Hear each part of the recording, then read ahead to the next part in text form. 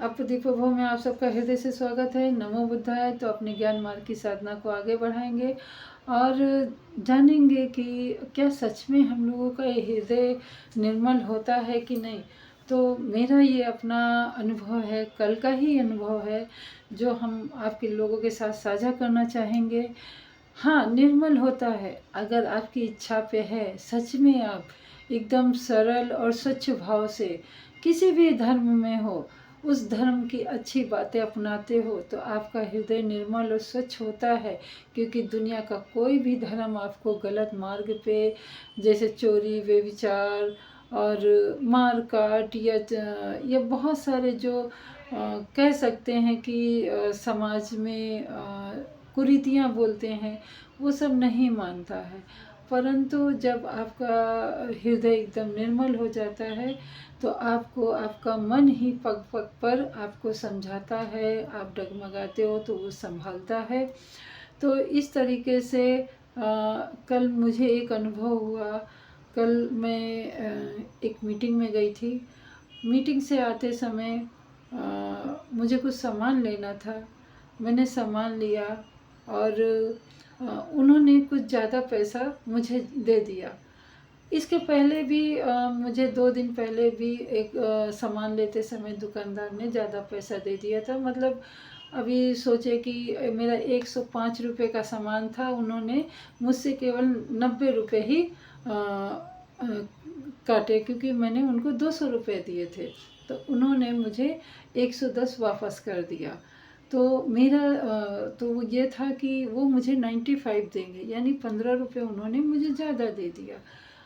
तो मैंने कहा, मेरा मन कहा कि वापस कर दे, पर दूसरा मन कहा मैंने तो उनसे नहीं मांगा है, या मैंने कोई चालाकी, होशियारी या झूठ नहीं बोला है। मैंने तो उनको 200 रुपया दिया, तो उनको ही काट के 105 काट के मुझे 95 रुपये दे देना चाहिए था। अगर नहीं दिया तो ये मेरा भाग्य, मेरे भाग्य में आई लक्ष्मी, क्योंकि ये जो प्रथाएं हैं, परंपराएं हैं, वो मन में अभी कहीं ना कहीं बैठी हैं। तो उस बात परंपरा ने सर उठा के मुझे झंझोरा कि नहीं देना चाहिए, और मैंने उसकी बात मान ली, मैंने नहीं दिया। ठीक है, कोई बड़ी बात नहीं। वो दुकानदार ने भी मुझे पीछे से आवाज़ नहीं दिया। मैं धीरे धीरे चल रही थी, सोच रही थी कि शायद वो आवाज़ देंगे, परंतु उन्होंने आवाज़ नहीं दिया। तो ठीक है, मैं आके मैं अपनी ये जो सारी घटनाएं रहती हैं, बाज़ार में क्या हुआ, मुझे कैसा महसूस हुआ, ये मैं साझा करती हूँ। तो ये मैंने साझा कर लिया, बात आई गई होगी। 2 दिन बाद फिर कल घटना घटी कि मैंने 500 का नोट दिया और कुछ मैंने 300 का सामान लिया था।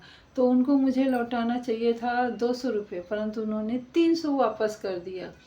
फिर मैंने फिर वही दो जो मेरे मन था, एक अच्छा एक बुरा कह सकते हैं, क्योंकि परंपराएं जो बचपन से जीवन आँख खुलते ही परंपराएं, प्रथाएं, ये सब में जी हूँ, तो निकालते निकालते भी थोड़ा तो कहीं रह जाता है। तो मेरा यहाँ पे आपको बताने का मतलब ये है कि अगर आप विपश्ची हैं तो आपका मन बार बार ऐसी बातों के लिए उस जगह दो राहे पे खड़ा हो जाता है कि आपको क्या करना चाहिए और क्या नहीं करना चाहिए। ज़्यादातर मन आपका जो वर्तमान की दुनिया, रीति रिवाज हैं, उसके अनुसार चालाकी, होशियारी, मक्कारी करना पे ज़्यादा प्रेशर करेगा। परंतु आप अगर विपश्ची हैं, अगर आप सच में अपना हृदय शुद्ध करें, तो दूसरा मन तर्कों के साथ आपको कहेगा कि नहीं, आपको बोल देना चाहिए, नफ़ा नुकसान तो अलग की बात है। तो मैंने उस दिन तो ये जो भौतिक जीवन है, उसका मन है जो छल कपट ये सब करता है, उसका सुन लिया था। जबकि उधर पैसा कम था, परंतु यहाँ पैसा ज़्यादा था, 100 रुपये की बात थी। तो मैंने उनको बोला, भाई साहब मैंने 2 सामान लिए हैं, तो कुल मिला के 300 हुआ, मैंने आपको 500 दिया। तो आपको तब उनको एकदम से ध्यान आया, बोले हाँ हाँ हाँ ये तो उन्होंने तुरंत 100 रुपया ले लिया, मैंने दे दिया। तो मेरे मन को तो शांति मिली। परंतु यहाँ पे सोचने वाली बात है, मैंने उनसे 10 रुपया कम कराया था 300 में से कि भाई सही दाम लगा लो, 290 ले लो, परंतु उन्होंने नहीं किया। उन्होंने क्या किया, वो बात मुझे छू गई, जो वही बात मैं आप लोगों के साथ साझा कर रही हूँ। अगर ये भूमिका नहीं बांधती तो शायद आपको समझ में भी नहीं आता। तो उन्होंने 10 रुपये नहीं कम किए, एक सेब है या कुछ तो कोई तो फल था, उन्होंने एक्स्ट्रा डाल दिया। डालते समय जो उनके मनोभाव थे वो मुझे अंदर से बिल्कुल झंझोर गए।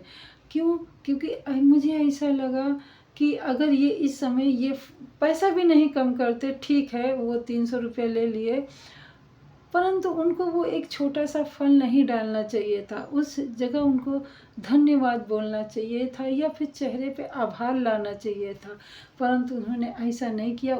मुझे ऐसा प्रतीत हुआ, अभी उनके मन में क्या भाव था नहीं मालूम, परंतु उनका जो चेहरे का भाव था उससे मुझे यही प्रतीत हुआ कि वो मेरे ऊपर दया दिखा रहे हैं एक छोटा सा फल डाल के। और मतलब मुझे भीख दिया, मुझे मतलब मैंने कोई ऐसा लगा मुझे कि मैंने इनको 200 रुपये दे के गलत किया। तो अभी आप लोग यहाँ पे सोचिए, क्या मैंने ईमानदारी दिखा के गलती की? इसीलिए शायद इस समाज में, इस वर्तमान में इतना ज़्यादा कह लें कि मतलब इतनी विपरीत परिस्थितियां हैं कि कोई अगर ईमानदारी भी करने चाहे तो वो ईमानदारी का उसको प्रतिफल भी नहीं मिलता है, परंतु उसको गिल्टी फील होती है, उसको एक एहसास ऐसा होता है कि मैंने गलती कर दी। तो इसीलिए शायद कुछ लोग अब ईमानदारी केवल हृदय में रखते हैं, दिखाते नहीं। फिर उसी जगह से मैं आते समय मैं गिर गई। दूसरा एक जो अनुभव हुआ मुझे, मैं गिर गई और मुझे किसी ने भी नहीं उठाया, सब चले गए। परंतु कुछ लोग थे जिनमें थोड़ी करुणा थी, थोड़ा हृदय अच्छा था, उन्होंने उठाने के, हाँ वो पुरुष ही थे, परंतु महिलाएं ऐसे देख के चली गई। और जब पुरुष लोग थोड़ा मुझे उठाने में झिझकने लगे तो उन महिलाओं को आवाज़ दिया और वो तब महिलाएं आई, तब मुझसे वो पूछ रही हैं कैसे गिर गए, लगी तो नहीं। परंतु तब तक शायद मैं सचेत हो गई थी, क्योंकि गिरने के बाद कुछ 2-3 मिनट तक मैं एकदम अचेतन अवस्था में थी। मुझे कुछ भी नहीं समझ में आ रहा था कि क्या हुआ, कैसे हुआ। तो ये कल का जो मेरा अनुभव था, बिल्कुल ताज़ा अनुभव था कि दुनिया बिल्कुल जैसे हमने किताबों में पढ़ी है या जैसा हम सोचते हैं ऐसी दुनिया नहीं है। दुनिया बहुत कठोर भी हो गई है, हृदय जैसे विचारहीन हो गया है, मन जैसे संवेदनहीन हो गया है, दिमाग जैसे बिल्कुल संकुचित हो गए हैं उनकी भावनाएं। तो एक अलग तरीके का मुझे इस दुनिया का अनुभव हुआ। तो थोड़ा सा मुझे दुख भी हुआ कि फिर अभी वर्तमान समय में आप देख रहे होंगे कि सोनम वांगचुक शिक्षा के लिए कितना संघर्ष कर रहे हैं, वो समाज के लिए ही कर रहे हैं ना। तो क्यों कर रहे हैं? फिर मुझे ये सवाल झंझोरा कि क्या ऐसे समाज के लिए वो अपना जीवन दांव पे लगाए हुए हैं, भूख हड़ताल कर रहे हैं? क्या मैं भी ऐसे समाज के लिए इतना करुणा, इतनी दया रख रही हूँ? क्या मैं गलत कर रही हूँ? और ये सवाल आना और ये मन में जिज्ञासा उत्पन्न होना स्वाभाविक है, क्योंकि कहीं ना खैर बुद्ध तो बुद्ध थे, बुद्ध के तो बराबर हम लोग धूल के भी बराबर नहीं उनके चरणों की। तो वो इतने समता में थे कि कैसा भी हो समय वो एकदम समभाव रहते थे। तो ठीक है, तो थोड़ी देर के लिए मुझे बहुत दुख हुआ, बहुत ही ऐसा शब्द नहीं मिला है मुझे। ऐसा लगा कि ये संसार के लिए कुछ भी अच्छा सोचना बेकार है। परंतु दूसरे ही पल फिर ये हुआ कि जब सभी बेकार हो जाएंगे तो फिर उसमें से अच्छा कौन बचेगा। आजकल अच्छे लोगों को उसी प्रकार ढूंढना हो गया, जैसे आप भूसे में सुई ढूंढेंगे, रेत में आप सुई ढूंढेंगे, समंदर में आप एकदम सुई ढूंढेंगे, उस प्रकार से अच्छे लोगों की गिनती बची है। परंतु बची है ये संतोष हुआ कि अगर सब एक जैसे हो जाएंगे तो फिर सब में और हम में फ़र्क क्या। तो बुद्ध की अगर राह पे चलते हैं तो बस अभी जैसे कि कल का जो अनुभव था, मेरा 2-3 दिन पहले का अनुभव था, उससे मैं बहुत कठोर हो सकती थी, परंतु मेरे जो बुद्ध की राह पे जो मन चला है उसने मुझे संभाल लिया, सचेत किया। और मेरा सिर्फ ये अनुभव साझा करने का आपके सामने यही उद्देश्य है कि अगर ऐसी घड़ी आए तो कृपया करके आप लोग 2 मिनट के लिए मौन होके अपनी सांसों पे ध्यान दीजिएगा। सही निर्णय और सही कार्य करने का जो प्रोत्साहन है वो आपके हृदय से ही उठेगा, कहीं और से नहीं उठेगा। जिसको जो करना है वो करे। हमें अपना मन साफ रखना है, हमें अपनी ही राह देखनी है, एक स्वच्छ और सुंदर और सुगंधित राह। तो इसी अनुभव को मैं यहीं पे समाप्त करती हूँ और मिलते हैं कल एक नए अनुभव के साथ। तब तक कि आपका भी मंगल हो, हमारा भी मंगल हो, सृष्टि के समस्त प्राणियों का मंगल ही मंगल हो। हृदय में ऐसी भावना रखें। अगर थोड़ी देर के लिए विचलित हो तो ध्यान जरूर लगा लें। नमो बुद्धाय।